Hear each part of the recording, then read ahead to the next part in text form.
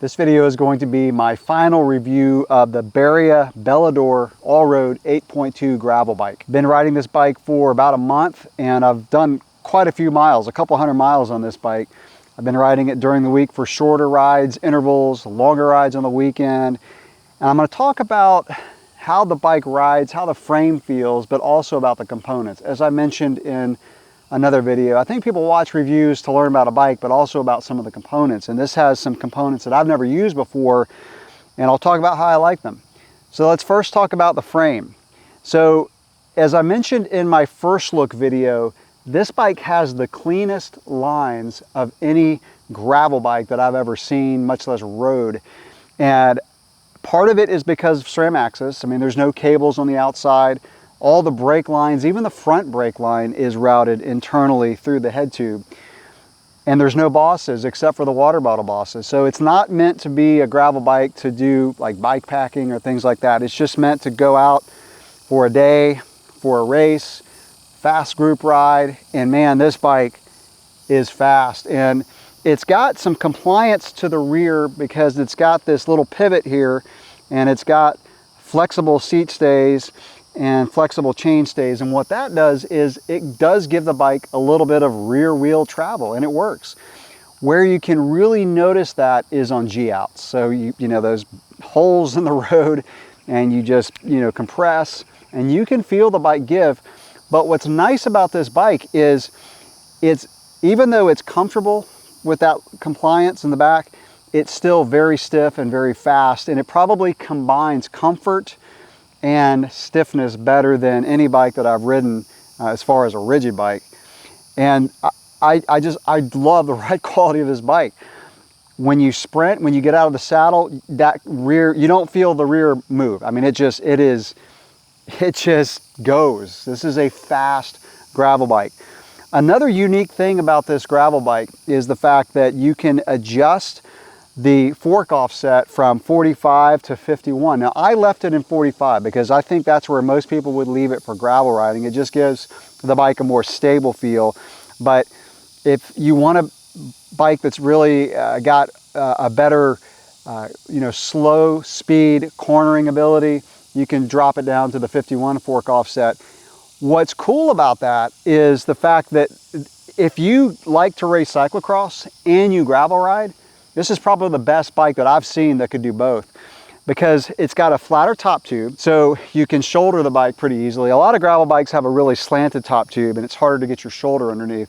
So it's got the flatter top tube, and then for the cyclocross race weekend, you can just put the fork offset at 51 and you've got a quicker steering bike, and then put it back to 45 for your weekday gravel rides.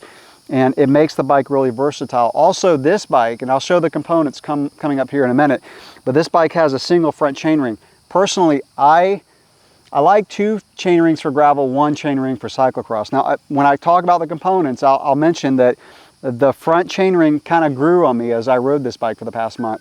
But you really could make this bike a cyclocross race bike because I do not like a front derailleur for a cyclocross race. It's just too much that could go wrong in a cyclocross race. It's bumpy, you're going through mud. So anyway, I just want to mention that for those of you out there who do cyclocross racing and gravel, I mean, this could be it. And it's got the zip wheels on it, which carbon wheels, super fast. Everything about this bike is just fast. So the ride quality of the frame is great. This is a light bike. When I did the first look, I weighed it. I can't remember what it was, but I'll put it on the screen. It's light, stiff, fast, comfortable. The front end is pretty stiff. I didn't find the front end to be too stiff. It had compliance where I needed it to be. A little bit stiffer than my personal gravel bike. This is a demo, but it was stiff, super precise when steering, but it wasn't too stiff. So let me show the components up close, and I'll talk about what I liked and what I didn't like about the components on this bike. I'll start with the saddle. This saddle was a no-go for me. I rode it for a couple rides. I had this same saddle on a mountain bike that I just got, and I changed it out for my WTB Silverado. I thought it would be okay on the gravel bike. It's not the shape, it's the stickiness of this leather or whatever the material is. Your shorts grip to it. Some people may like that because you don't slide around real easily. But what I found, it actually like pinched my skin. It was so sticky. I put on a WTB Silverado for the test period and I was fine once I did that. So I just want to mention that. Moving on to the handlebars. So these handlebars were actually more narrow than the ones on my personal gravel bike, which is a 9er RLT9 RDO. Felt very narrow at first, but when I rode them for a while, I got used to them. And that's another reason why this could be a good cyclocross race bike, is it's got narrower handlebars, which is typically what you find on a cross bike. They do have a flare, as you can see there. I don't mind the flare. Some people don't like a flare because when you get in the drops, it's when you want to be more aero, and if your hands are wider, you're less aero, but it does give the bike more stability when you're in the drops, which is why you have a flare.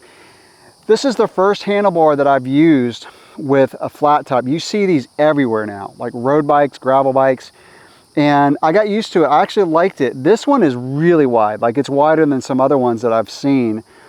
It was okay for most of the time. However, there were some times kind of like where you rock your hand backwards a little bit, just, you know, putting kind of in this position. And in that case, this edge pushed into my palms.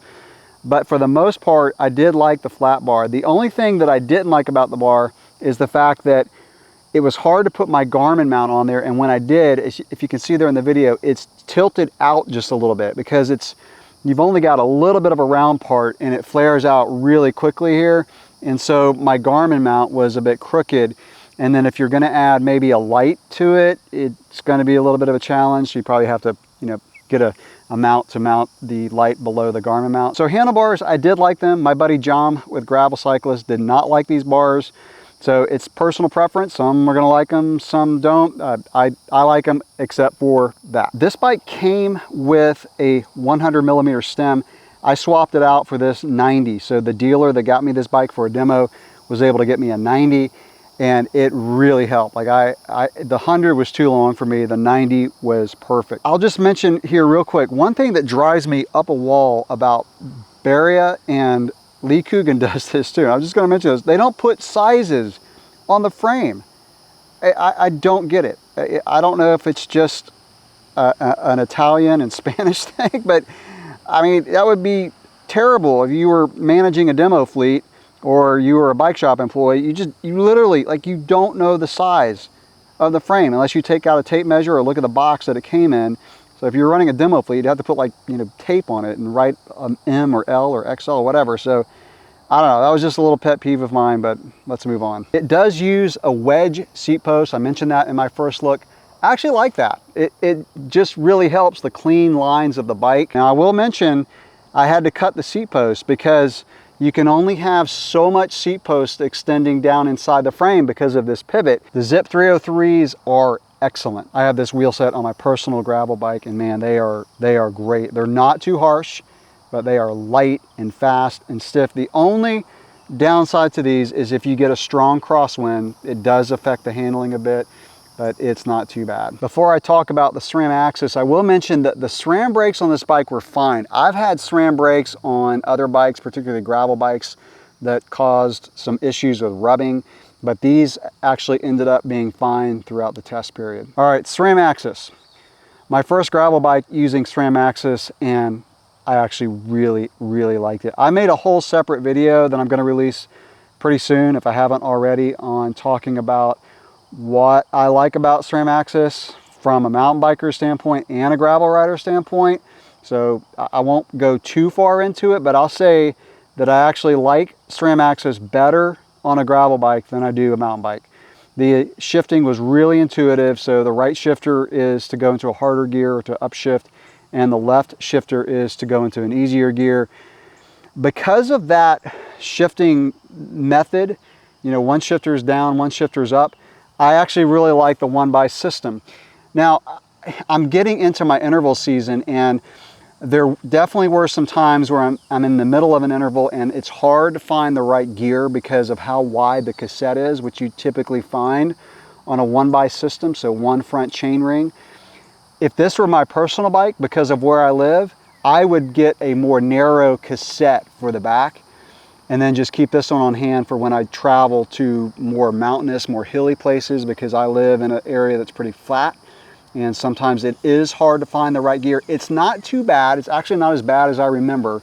You know, I've had a lot of demo bikes come through my garage, and this one has actually been my favorite. I've had gravel bikes, mountain bikes, mainly mountain bikes, not a whole lot of gravel bikes, but this one is a phenomenal bike, and don't be surprised if you see this in my garage as a personal bike one day. So that's my review of the Berria Belador Allroad 8.2. You can obviously get this in other builds. Frame is excellent.